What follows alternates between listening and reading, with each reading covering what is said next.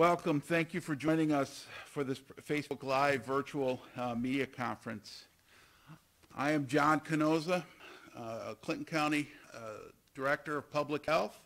Joining me today will be Dr. Keith Collins, Infectious Disease Specialist at CVPH, Dr. Alexander Enyedi, President of SUNY Plattsburgh, and Clinton County Sheriff David Favro.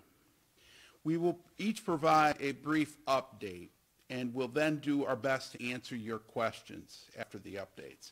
Since we anticipate duplicate questions on the same topic, please listen carefully as the information you are seeking may be answered in the prepared remarks or as part of a response to a combination of questions.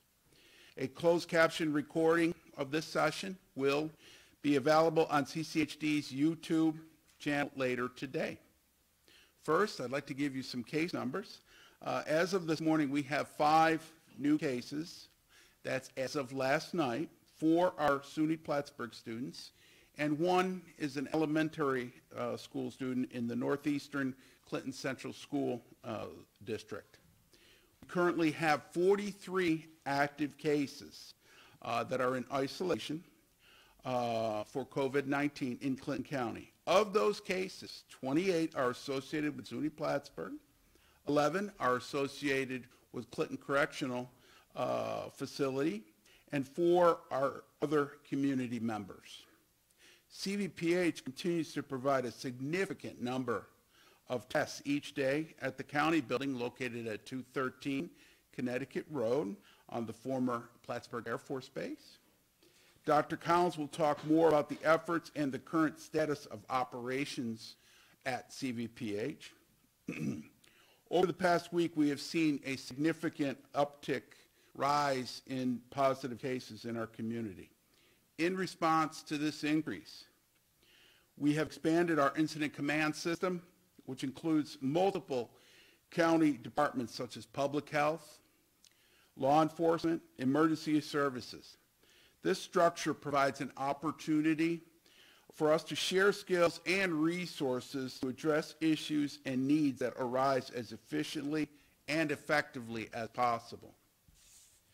We have been in frequent communication with SUNY Plattsburgh and the state DOH in efforts to mitigate the current outbreak. I will let President Enyedi speak on those activities and the status at SUNY Plattsburgh. In response to cases identified at Clinton Correctional Facility, please know Sheriff Department staff are now supplementing our team with contact tracing efforts for the inmates at the subject facility.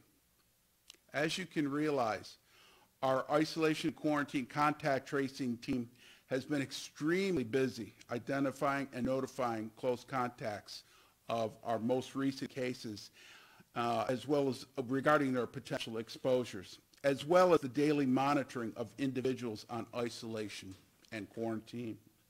To help on this matter, we have recently added our environmental health and safety staff to assist our total team with the receiving of and taking of incoming phone calls from the public. We remain incredibly proud and thankful to our community and for the support we have seen in the public. We urge residents to not become complacent in their daily activities. To our public and our local businesses, we still need all of you to simply remember all the hard work and sacrifices you all have made over the last several months, and to keep practicing the protective safety measures that you've been doing all along. My request to you all is simply, please keep it up. Please continue to wear a mask correctly and consistently anytime you are near other individuals. Distance yourself at least 6 feet from others, outside of your family, of course. Wash your hands, use sanitizer, avoid crowds and any large gatherings. And this is a big one for this time of year as we close in on the flu, the typical flu and cold season. Stay home when you are sick. I know it's tough to do, but stay home when you're sick. Get your flu shot. These small choices won't eliminate all risk, but they do work together to minimize the spread of the disease. Thank you very much. And with that said, I would like to give the floor to Dr. Keith Collins from CVPH. Thank you, John. I appreciate it. I'm sad to say that we are back here again. I think that most of us would prefer that we'd be somewhere else by this time. But it is what it is, as they say.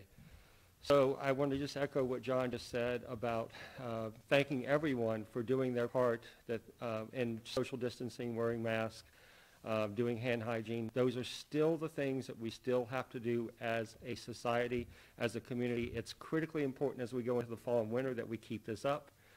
And particularly now that social distancing is going to be more difficult indoors, we really have to be very careful and do our best.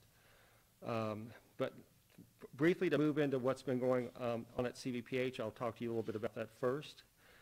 I always want to start out by saying what I always think should be said, which is I still want to thank all our nursing staff, all our environmental services staff, and our ED, because I think of all the frontline people, they are the most front of the front line. Particularly our nursing staff who stay, right now we have 4 patients in our hospital with COVID. 3 of them are not in the ICU, 1 of them is in the ICU. They're all stable. I think the other 3 are actually improving. But I can't thank our nursing staff enough who are sometimes in those rooms for hours in their PPE, whereas I go in, I've said before, I'm in there 10 or 15 minutes. There's a difference. And I really want to thank our nursing staff and our environmental staff for what they do.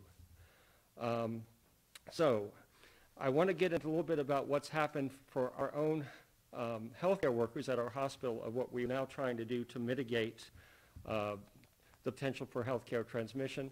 Could I ask you, Sheriff Favro, to hand me those glasses over there that I forgot to bring with me, because I want to show them off. So we all wear masks. We all know that mask wearing is an important thing to do, and both in and outside of healthcare facilities. I'll talk a little bit about masks just briefly. We know a little bit about masks that we didn't know before. One is double-layer or multi-layered masks are more effective than single-layered masks. And I think this is really important and hasn't gotten enough press. As counterintuitively, it's not what you would think. Bandanas are what they call gaiters. Have actually, at least in one big Duke University study where they evaluated masks, they actually can increase transmission. So I would encourage everyone to please wear masks and avoid the use of bandanas or gaiters until we know more.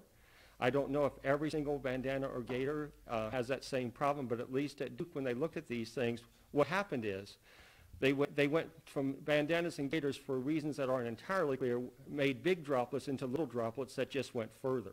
So it was worse than doing nothing. So I want to encourage you, when you're out there, to use masks. Don't use those things. I've tried to make sure that no one in our hospital is using those things either. The next thing I want to talk about as far as safety for our staff and our patients is recently we've instituted these. These are eye shields for eye protection. And if you think about it, the masks are helping you protect other people. These help you. These are actually to protect you, unlike masks are really for protecting other people. The problem is about 40% of people who have COVID may not know they have it, and they can walk around completely asymptomatic, and that's why wearing masks are so important both in the hospital and out of the hospital, because wearing a mask protects other people from you. And, you know, and that's really been the problem with COVID all along. If you have a lot of people that don't even know they have it, that's why mask wearing is so important, because they wouldn't know they're spreading it. These eye shields protect us from people who may have it. So you put these things on. They do have some problems because they do fog up a little bit, but I think it's a small price to pay for our hospital staff and our patients to put up with a little bit of fogging when this has been so important. There was a World Health Organization study that showed eye shields prevented transmission by 78%. That was in addition to face mask. So I can't stress how glad I am that our administration went to making this required at our hospital for everyone.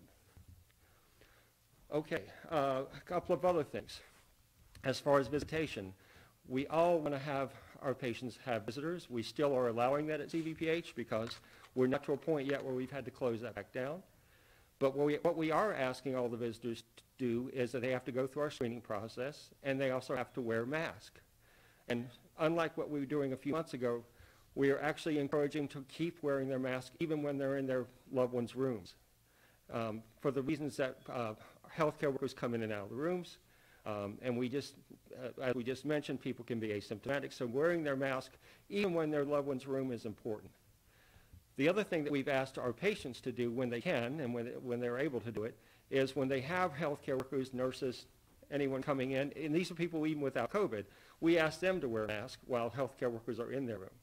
So again, I think all of these things are trying to mitigate the risk of us having it spread in our hospital. And so those are sort of the biggest things that I think we've done differently since we were last together in our hospital. And I'm very pleased. Again, this I think is a big intervention for us, and I was really pleased to see that we did it. They also use this at UVM now as well, by the way. As far as community strategies, I think John just said most of it. I think, social distancing, avoiding large gatherings, and again, mask wearing are still our most important things. We can't test our way out of this pandemic. We don't yet have effective vaccines or treatment that are standardized. And so the best thing we still have, especially when our cases are creeping up, is to follow these things that we've had to follow for months now. And I know it's tiring. I have COVID fatigue just like the rest of you. But we have to do what we have to do. I want to talk a little bit about treatment and vaccines, just to kind of give you some idea of where things are. I've spent the last literally 24 hours. I know I haven't, there's something called ID Week. It's an international meeting where people get together every year in the infectious disease community. Dr. Fauci opened it this year. It's all online. I came straight from there to here. That's why I was a little bit late. I was trying to listen to one of the last discussions. And I will tell you that on treatment, I think there is a consensus being formulated now that things like dexamethasone, which is a steroid, it definitely helps people who are moderately to severely ill to get that, who need oxygen. We offer that to our patients in the hospital, and I think it has made a difference. It does actually one of the few things we've seen that lowers your risk of dying from COVID. The other thing that I think most people have heard about is remdesivir. Remdesivir inhibits the virus from multiplying, and remdesivir seems to be best used actually when given earlier rather than later. And so it's kind of a balancing act. You don't want to give remdesivir to people who are going to get better anyway, but they're sick enough to be in our hospital and they need oxygen. That's where it's really been the most useful, and that's what we offer here. The third thing that we have offered at our hospital for treatment is convalescent plasma. That is not something that everyone agrees is helpful. There's controversy about it, but we participated at our hospital in a Mayo Clinic trial where we actually were involved in the clinical trial when convalescent plasma was being studied. I think it has very, very low risk. They're not zero. And the benefit is still far and away not proven, but there are some studies suggesting that it can be a benefit, particularly, again, when used early in the disease. Once you've reached the point where in the ICU and you need to be on a breathing machine, neither remdesivir or convalescent plasma are likely to make much difference. The last thing I think I want to talk about on treatment is monoclonal antibodies. I'm sure most of you understood that President Trump received something called a monoclonal antibody from a drug company called Regeneron. I think it's going to replace convalescent plasma once these things are out. They seem to be very effective in preliminary studies. Again, they may be most effective when used earlier rather than later. So I think you need to stay tuned on that. I think this is going to be a game changer for people, and it may be a situation where convalescent plasma, monoclonal antibodies may be able to hopefully be given to, say, patients who are exposed in nursing homes when they've been exposed to prevent them from getting it until we have effective vaccines. And that just brings me back to the vaccine history of where we are with vaccines, and then I'll be able to let someone else speak for a minute. So vaccines, as you know, there's been a lot of concerns about the safety of vaccines. And again, I've been listening to this now for 24 hours. There have been no, and I really want to stress this, there have been no corners that have been cut by the FDA on safety of developing these vaccines. Everybody's worried because it's happening so fast that they're cutting corners. They really are not. The biggest reason that this can be done at the accelerated speed it has been is because the government has really invested in clinical trials of these vaccines, and they have done something called harmonizing clinical trials where they all basically have to follow the same rules. And the big four that are outright, that are in what they call phase 3, which is the last trial before they are able to go to the FDA and ask for approval, all four of those have had at least 30,000 patients, and a couple of them had up to 60,000 patients. Two of them are almost finishing their phase 3 trials. The other two will be finished, I think, in December. The preliminary data for these vaccines I think, are very encouraging. They may give us longer-lasting immunity than I had hoped for from what I'm seeing. And at our meeting this week, two of them have been temporarily paused because of adverse reactions, but that happens in every single vaccine trial. It doesn't mean that these vaccines are not going to be approved. It doesn't even mean that the adverse reaction was related to the vaccine. But to get back to the safety thing, people, I think, have worried that the corners have been cut. The biggest corner that has been cut is, for instance, these four that are at the lead right now, the government has invested to make millions of doses of these.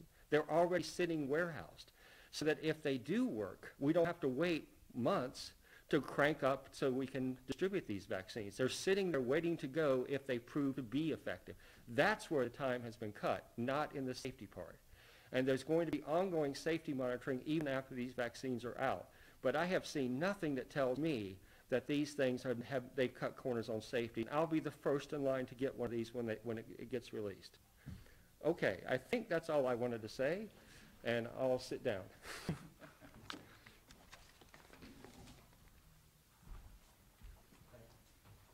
Thank you, Dr. Collins. I would now like to introduce Dr. Alexander Enyedi, President of SUNY Plattsburgh. Thank you.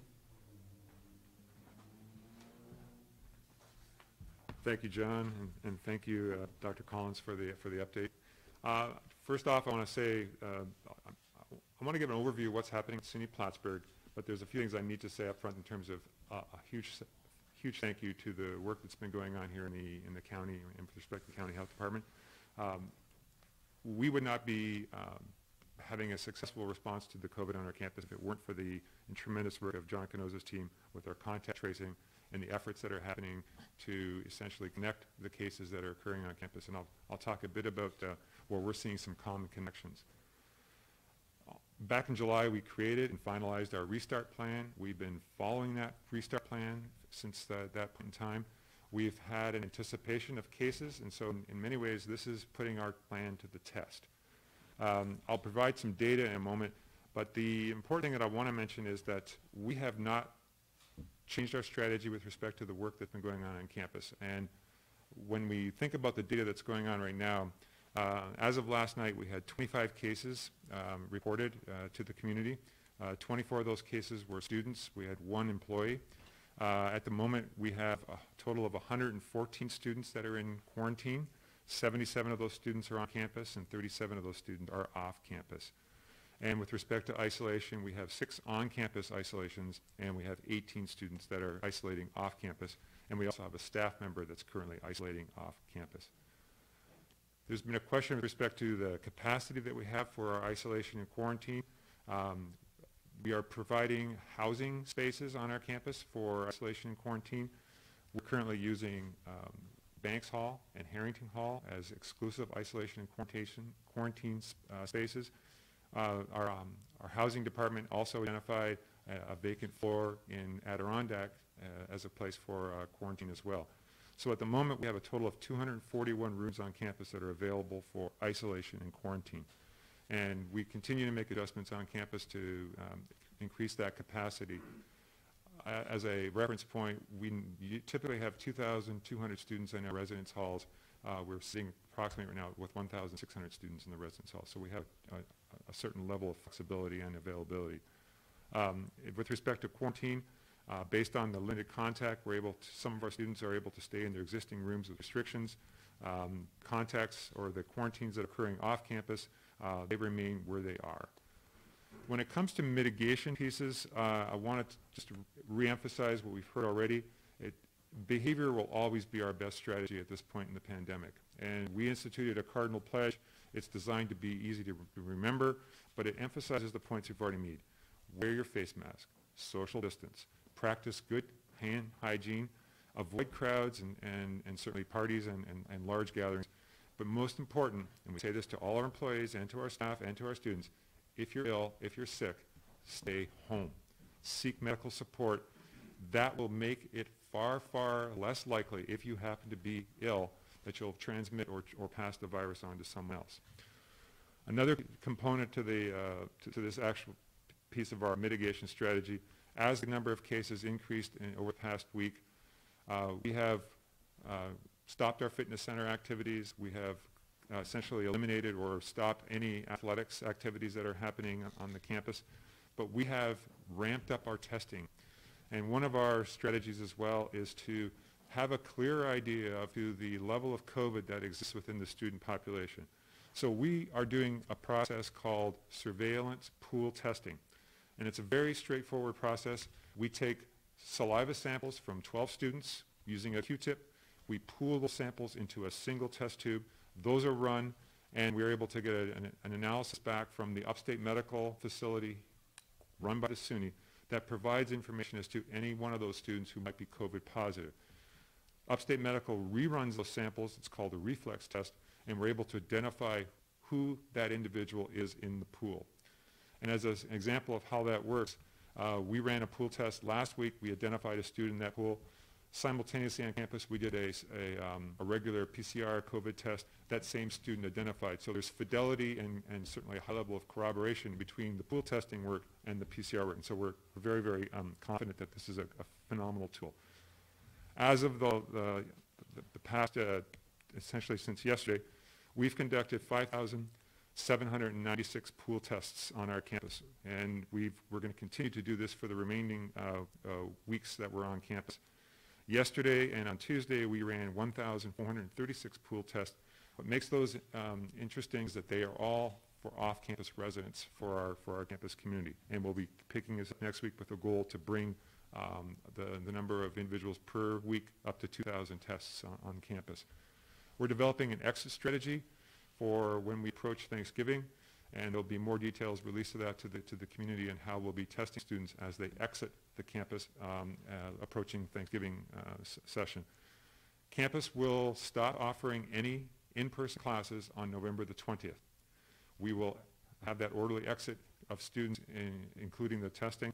We do not return to campus until the face-to-face classes until February the 8th. So we'll have a 2-week session beginning January 25th where it will be completely online. And that will give us the opportunity to test students as they return to the campus.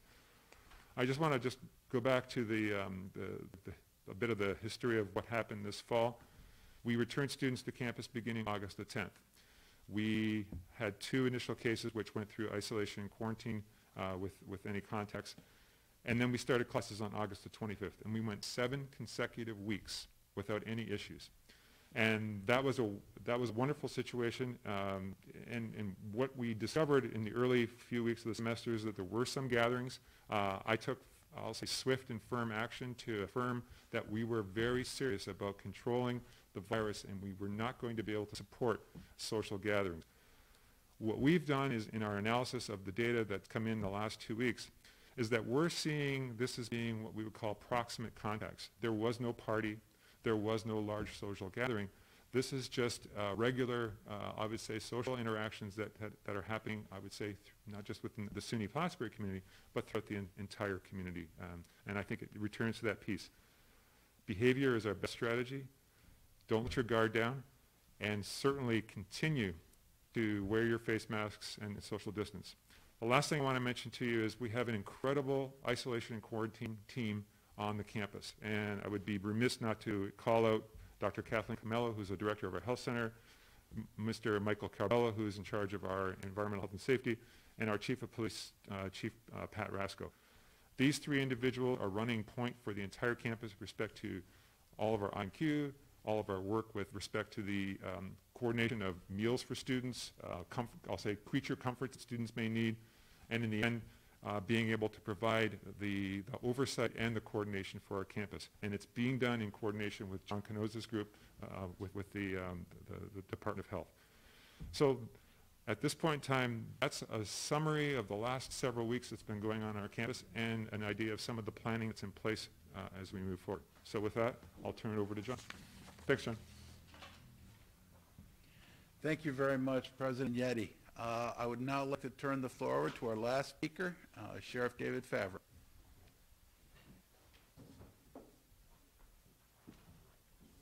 Good morning. John, I was hoping you would introduce me as Dr. Favro. I'm feeling kind of left out, to be quite frank, but I'm very glad I didn't have to follow Dr. Collins. We need to inject a little bit of humor here sometimes, because one thing that I haven't heard mentioned by our doctors, but I'm seeing firsthand on the streets, is what's commonly now popping up as CTSD. It's COVID Traumatic Stress Disorder. Yes, I coined that just a short while ago, but there's some reality to it. And what we need to understand is that this virus is impacting each and every one of us, whether you want to believe it or not.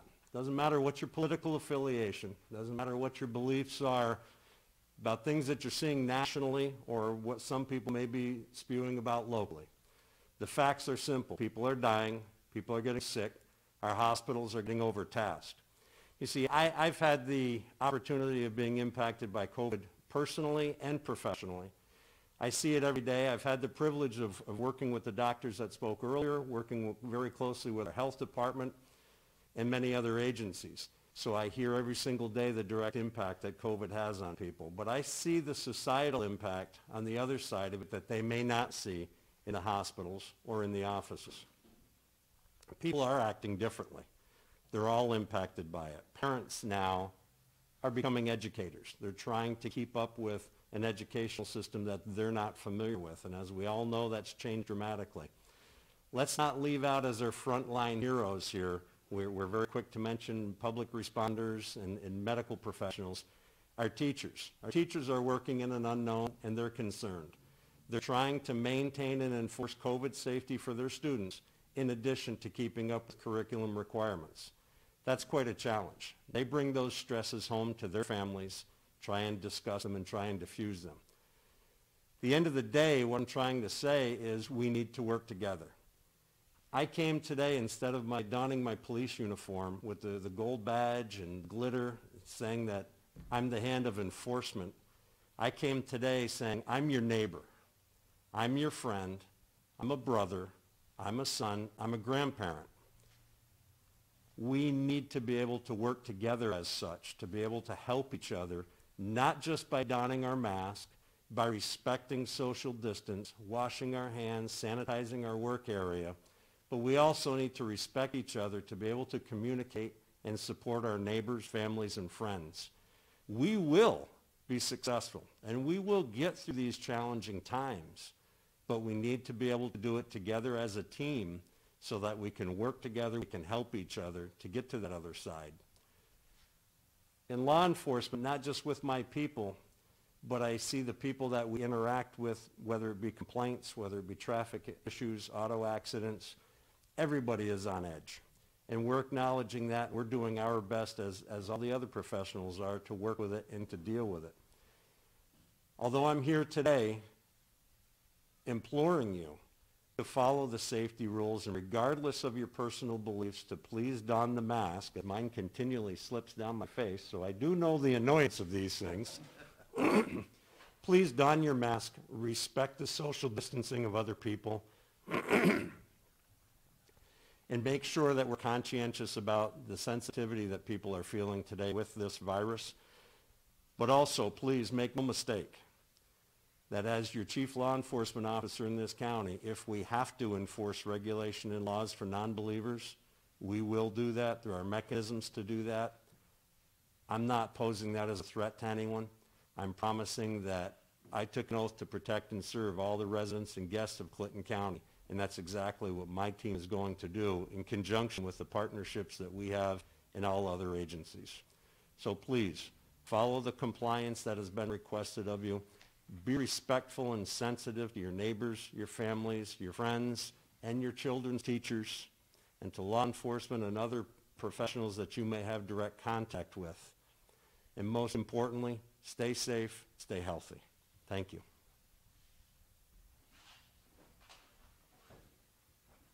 Thank you very much, Sheriff Favro. As I understand, we will now take some questions. Thank you.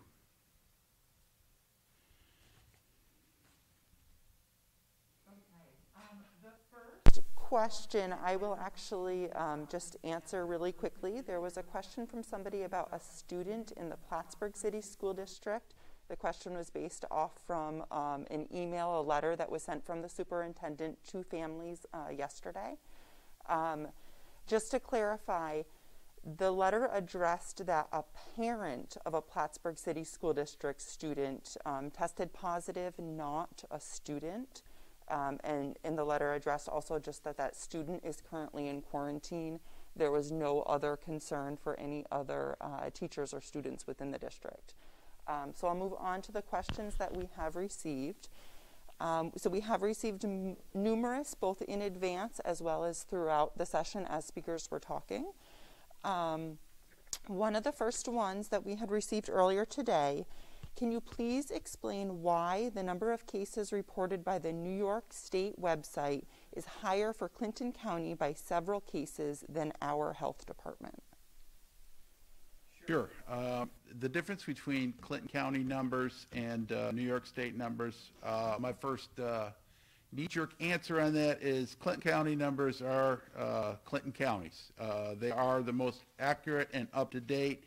Numbers reported by our department are the most up-to-date counts for our community. We can't exactly say why the state site is reporting additional cases. However, it is where it often occurs that the individual's address may have some bearing on that. Earlier in the pandemic, we had a number of cases that were working in Clinton County, however, living in Vermont, let's say. They were counted in Vermont, so there was always a lesser number of cases for us. So those that are not actually living in Clinton County at the time of their illness will represent the reporting for that. Our data reflects only those individuals living in Clinton County. So there's always going to be a little difference in those numbers. One of the other questions we received earlier today, can someone break down what the travel restrictions mean for Clinton and Essex County residents traveling to Vermont? Sure, thank you, Jen. Yes, as we understand, because this just came out, leisure travel is restricted. According to the Vermont State Department of Health website, people traveling for essential purposes, including work, do not need to quarantine. Essential travel includes travel for personal safety, medical care, care of others, parental shared custody, for food, for beverages, medicine, to attend pre-K through 12, grade 12, school and college if commuting daily, or to perform work for businesses that are currently allowed to operate. You definitely can learn more about the restrictions on the Vermont State Department of Health website. Travelers arriving in Vermont in a personal vehicle may complete either a 14-day quarantine or a 7-day quarantine followed by a negative test in their home state and enter Vermont without further quarantine restrictions. Travelers arriving to Vermont via public transportation, plane, train, bus, or from further than a direct car ride would allow may complete either a 14-day quarantine or a 7-day quarantine followed by a negative test in Vermont lodging establishment or with friends and family. Travelers must stay in their quarantine location for the duration of quarantine other than to travel to and from a test site. That's a long answer. Very much. There was a question asking if there was any new information about the one COVID-19 case reported for Rouses Point Elementary School. Yes, the student, we do know that student, the last day that student was in school was Friday, October 16th, which bodes well for contact tracing and for total case investigation. So definitely a positive in our books simply because it makes our job a little bit easier and it allows for, it has allowed for less likely contacts to have been occurring. Thank you, John. I think one of the next questions may be for President Enyedi. At what point do you shut campus down? And then the question goes on to ask a few weeks, the remainder of the semester, the full year? The current New York State Department of Health guidelines and essentially in concurrence with the SUNY system, campuses have a 100-case threshold, which is designed to put campus on pause, and that's occurred, for example, at Cortland. Where this is determined is, I think, it's an evaluation not just of the caseload, but of the capacity that what campus would have for isolation or for quarantine. So as we meet, and I'll tell you that we have a policy group meeting that occurs every morning of the various constituents on campus that are involved with our COVID response.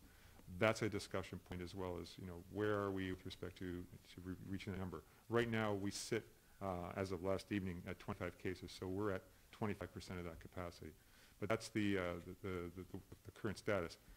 Would the pause be activated? We would go to 2 weeks of remote instruction, and then there would be an evaluation during those 2 weeks to determine, is the caseload number coming down, is the mitigation strategies working, and more importantly, are you getting, essentially, is the campus getting a handle on being able to control the number of cases that would make sense to reopen for additional to open beyond that 2-week period. The Cortland case is interesting. They shut down for 2 weeks, I believe, on October the 7th. They've reestablished that shutdown for 2 more weeks, so they're now in their second 2-week pause. So that's the basics that I could provide for that. Great, thank you very much. As Dr. Collins was speaking, there were numerous questions that did come in for him, if you don't mind answering a couple. One that I will mention that we did receive ahead of time for Dr. Collins was, is the hospital prepared for surge? That's a really good question, and I will tell you yes. That's the short answer. We made plans way back in March and April for just that contingency. We have those plans in place. They were really well thought out, I think, of how to prepare for surge. We have extra capacity for ICU beds if we need them. We have extra ventilators if we need them. And I think that hopefully we won't need all that, but we definitely have those plans. We were very proactive early in the pandemic of having those plans made because we were watching New York City just like the rest of the country, and we were afraid that we were going to be next. And luckily we dodged that bullet then, and I hope we dodge it now as we come into the fall and winter. But yeah, we have those plans. Okay. We were speaking on the goggles. The question was, is there a position on the plastic clear face shields? I'm not quite sure what, so there is, I'll try to interpret what I think the question is asking. If I get it wrong, I'm sorry to whoever's asking it. If you notice, I had eye shield, which was only down where my eyes are. As far as eye shield versus face shield, a face shield being a full-fledged over your face, it doesn't really make any difference as far as transmission if you have a full face shield if you're wearing a mask. And I would say that wearing a mask is better than just wearing a face shield alone. That's come up. That's not adequate to just wear a face shield by itself.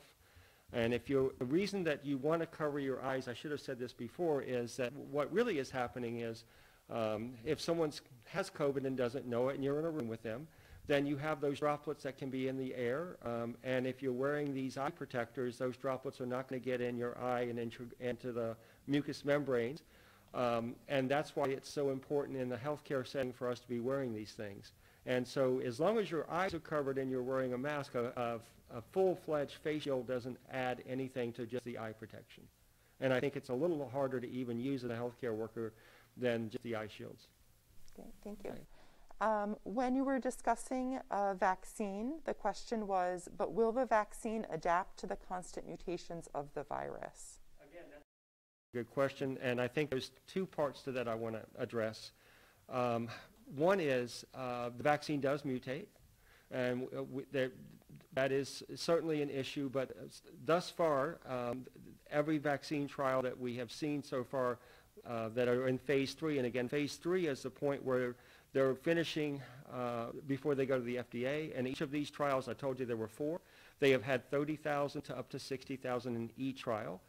And yes, mutation is a concern, but I think at this point it's unlikely we're going to be in a situation where the virus is going to mutate away from these vaccines in the short run. In the long run, I mean, in another really short run, one of the things about convalescent plasma I didn't talk about was the way vaccines work is they make your own immune system make something called antibodies, and antibodies are what attack the virus and stop them. They're proteins that circulate in your body and your blood. The monoclonal antibodies I was talking about for treatment, they actually have taken that into account with a couple of these. They have what's called 2 different antibodies in there, so if the virus got resistant to one, the other one would still work. And that's one of the things I really like about the monoclonal antibodies that are coming up that will get released, I think, is that they've taken that into account. And there are going to be different vaccines out there that attack the virus in different places on what's called the spike protein. If one turns out to be that the virus can get around it, hopefully we'll have 3 more or 4 more or 5 more in the works, because even though there are 4 in the front line, there's really many more that are just further back that are going to be that are going to come out, I think, that are still in the trials. There's at least, I think, 6 really good candidates behind those that work slightly different. So I think even if one vaccine were to show that it wouldn't work, I think we would have a fallback, which is really why I certainly don't think that the federal government has done everything right on this, but I really think they did the vaccine thing right. They have these things stockpiled in the millions of doses so that they'll be ready to be released if we get an effective vaccine. And the vaccine only needs to be about 50% effective to really make a big difference. And so I do want to say that because every year I hear about the flu vaccine, the same kind of thing. It's only so effective, but 50% goes a long way in the middle of a pandemic. Sorry, very long answer. Apologize. So the next question, speaking of vaccines, should we be getting our flu shots now to cut down on hospitalizations this winter? Second part to that question, has any study been done or shown that the flu vaccinations may lessen chances of COVID? So to answer the first part, yes, get the flu vaccine right away, get it now. That's come up in discussions across the country, and the consensus is that getting the flu vaccine sooner rather than later this year is going to be really important. And we've already had vaccines administered earlier in our hospital, and we're offering it earlier in our clinics than what we have done traditionally in the past, and that's happening all over the country. I don't know of any data that shows getting the flu vaccine is going to make you less likely to get COVID. I don't think that that's going to pan out to be true. But what you don't want to do is I think the less risk we have to having a bad flu season, the more we'll be able to deal with the pandemic we already have than having 2 on our hands, I think is the real important thing here. So hopefully, I will say that if we're doing this, if we're all doing our mask, then we may see what they saw in the southern hemisphere. Remember, the southern hemisphere, their winter is our summer, and they did not see this big increase in flu that they see every year because people, I think, were wearing masks and they were social distancing. So they did not get a flu outbreak. And so I think we're hedging our bets by making people do the flu vaccine sooner rather than later. But the most important thing is get your vaccine and wear your mask. Thank you. We did receive a few different questions on testing, questions surrounding the length of time that it takes to get test results back. Is there anything that can be done to improve that turnaround time? Questions wondering for essential employees who do not show symptoms if they can get rapid tested. And then if there was anywhere doing COVID tests, they said like the college does, that they would be more likely to get tested if it wasn't a nasal swab. So I don't know if there's, yeah. So like I said, I was attending this conference yesterday. Testing was one of the big things that they talked about.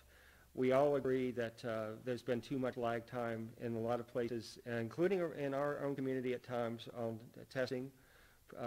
Ideally, if we had our ideal test, it would be a point-of-care test, meaning it could be done right there. You wouldn't have to ship anywhere. You could get the results in 15 to 20 minutes. But we're not in that real world. And I think for hospitals and healthcare workers, we need at least a 48-hour or less turnaround time. If you're planning to do some kind of travel or something, then maybe you could have a tolerate, and you're asymptomatic, maybe your turnaround time doesn't have to be as brief, but ideally you want it 48 hours or less. That's the window where you are most likely to impact secondary transmission. And everyone in the country, everyone that's doing tests is working to do that. The problem is the more, and this is important, this is where it comes back into us doing what we need to do. the more transmission in the community or in the state or in the nation, the more tests you need to do. And you're getting yourself into a situation where you need this feedback. Oh, we got more cases, so we got to do more testing, and we're going to exhaust our ability to test our way out of this. So I know I'm not exactly answering the question that's been asked, but people are trying to make the test as short as possible. There's still problems because testing centers are being overloaded. The best way we can do to keep our test from being not such a long time is to do this so that we don't overload our testing capacity. Okay.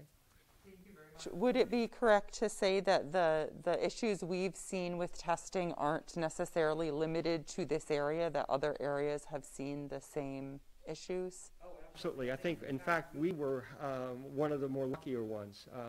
There were places that easily waited 14 days for their test to come back in other areas in the country where there were really hot spots. And if you're waiting 14 days, then the utility of a test is, you know, what use has it really been by that time when you've already had that time to transmit? We, as at CVPH, I can't speak for everyone, but I know at CVPH we constantly have a testing strategy meeting every Tuesday. That there's different people that come to that meeting that are involved. The lab's involved, I'm involved, administration's involved. Our CMO is involved, Lisa Mark, who has been really, I think, sung in this pandemic. She's done a great job as our CMO. But we all get together on testing strategies for our hospital and our employees and everything else once a week. We were meeting twice a week. If it comes down to it, we could do that again, but we always meet once a week to try to figure out the best testing strategy for our hospital. Okay. So the next question's kind of moving on. I'll let you guys decide who wants to answer them. There are a few questions kind of based on the same idea. Do we expect more cases as it gets colder? And then the other question similar was a statement. Governor Andrew Cuomo said in his press conference yesterday that these microclusters are to be expected in the fall. Why are they to be expected this time of year?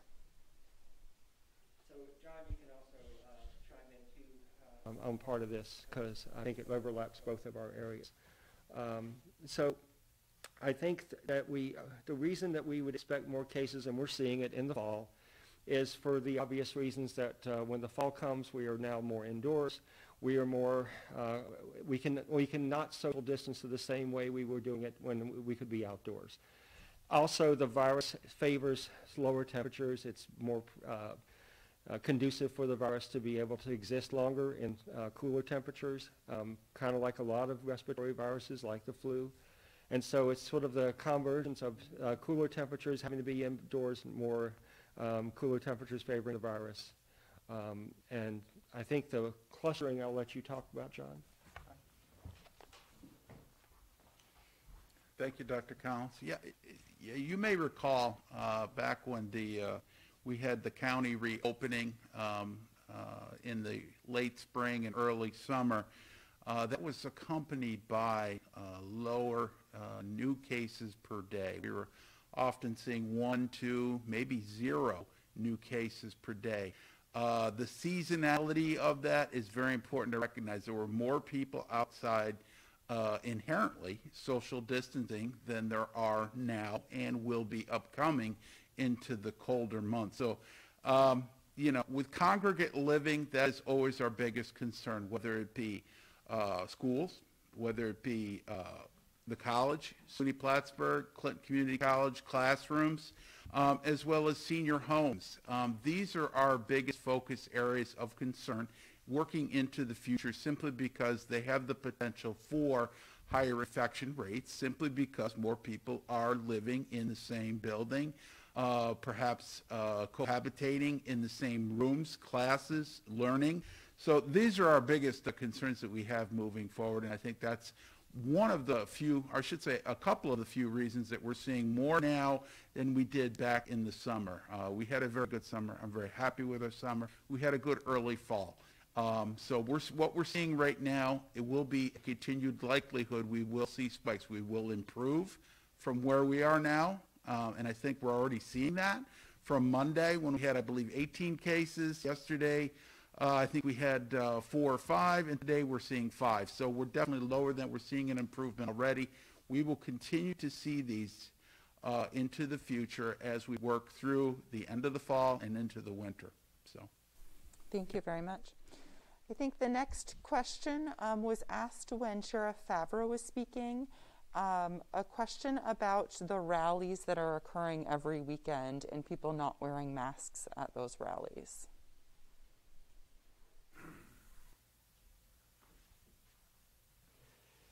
Rallies are always challenging, and again, I go back to an awful lot of national attention, and there's been a lot of controversy, depending upon which channel you watch, where there are thousands of people that gather, and many of them do not have face masks. The science, as we've even heard today, is very clear, that minimizing the risk is the smart thing to do. If people choose to get into a large-scale social gathering like that, that's just like being dropped off in the middle of the ocean and choosing to swim with the sharks and hoping that you don't get bit.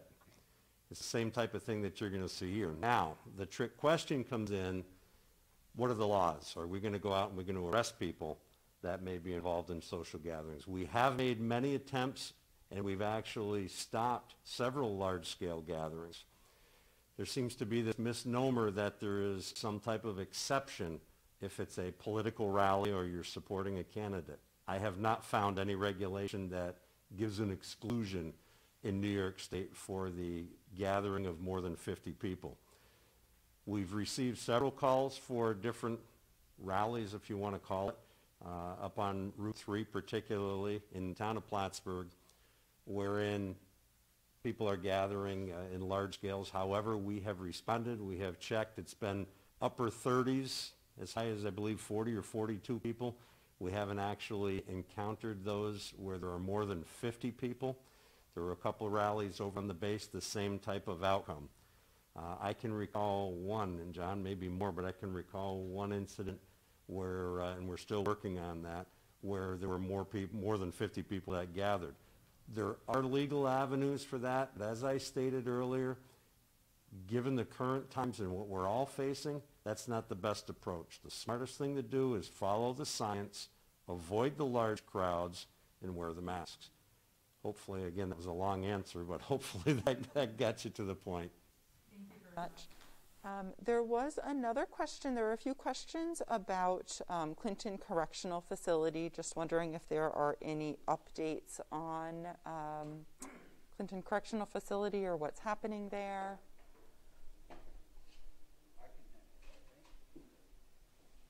As updates, what we knew so far is that we did have 11 inmates at the facility that were case positive for COVID-19. I did have, we had a Clinton County Multi-Agency Committee meeting on Tuesday. Of course, we do it over the phone, conference call. In talking with the representative up there, he was quite confident that they, as a facility, had their arms around. They had, I think, ceased the continued infection up there, and that they had the last of their cases for that. That's all I know at this point. We had a couple other questions working with them that they didn't specifically know, but I had also heard from the union, NYSCOBA, that they were working on their final cases. So it's all a positive thing, I think, what we're looking at up there. And little hints of information like that lend to a better feeling about things. So. Great. We did receive a few different questions, all based on just concern over the North Country being shut down again. Somebody asked if we think it was too soon to reopen the North Country. Should we be going back a phase?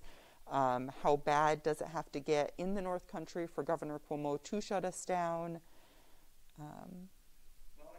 Just take off in a direction that goes in the subject area of that question. As far as the rising cases, any concern that the North Country will be shut down? I do not believe so. I can tell you that our neighbors to the distant south in around the area of New York City, the counties around New York City, as well as Broome County, Binghamton area, and also points west, counties west, Cattaraugus and Chautauqua County, had a much larger spike in cases out there.